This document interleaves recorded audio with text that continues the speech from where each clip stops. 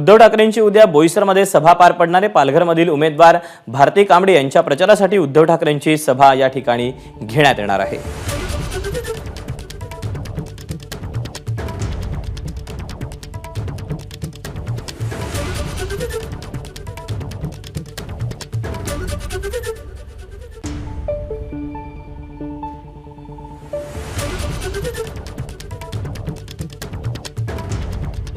पालघर लोकसभेच्या महाविकास आघाडीच्या उमेदवार भारती कांबळे यांच्या प्रचाराची जाहीर सभा उद्या बोईसर मधील पास्तळ जवळील आंबटगोड मैदान या मैदानावर होणार आहे। मी त्याच ठिकाणी आहे, आपण पाहू शकतो ह्या मैदानावर आहे ती जय्यत तयारी आहे ती सुरू झालेली आहे। अगदी शिवसेनेमध्ये फूट पडल्यानंतर पहिल्यांदाच उद्धव ठाकरे ह्या सभेसाठी येणार आहेत आणि ते इथे महाविकास आघाडीच्या कार्यकर्त्यांना मार्गदर्शन करणार आहेत। उद्धव ठाकरे किती वाजेपर्यंत इथे पोहोचतील, किती वाजता सभा चालू होईल आणि बैठक व्यवस्था कशी करण्यात येईल? उद्धव ठाकरे आता आम्हाला 4चा टायमिंग, सगळ्या कार्यकर्त्यांना 4चा टायमिंग दिलाय, पण उद्धव ठाकरे साधारण 5:15च्या दरम्यान इथे पोहोचतील आणि 5:15च्या दरम्यान दिल्यानंतर इथे महाविकास आघाडीच्या सर्व घटक पक्षाचा एक प्रतिनिधी बोलेल, कारण ते हेलिकॉप्टरने जाणार आहेत। त्याच्यामुळं कमी कालावधीमध्ये सर्वांपर्यंत पोहोचण्याची व्यवस्था आपण करतोय आणि कमीत कमी लोक बोलून या भागातले जे प्रश्न आहेत, ते मच्छीमारांचे प्रश्न आहेत, जे शेतकऱ्यांचे प्रश्न आहेत, इथल्या इंडस्ट्रीजचे प्रश्न आहेत, या सगळ्या प्रश्नांवर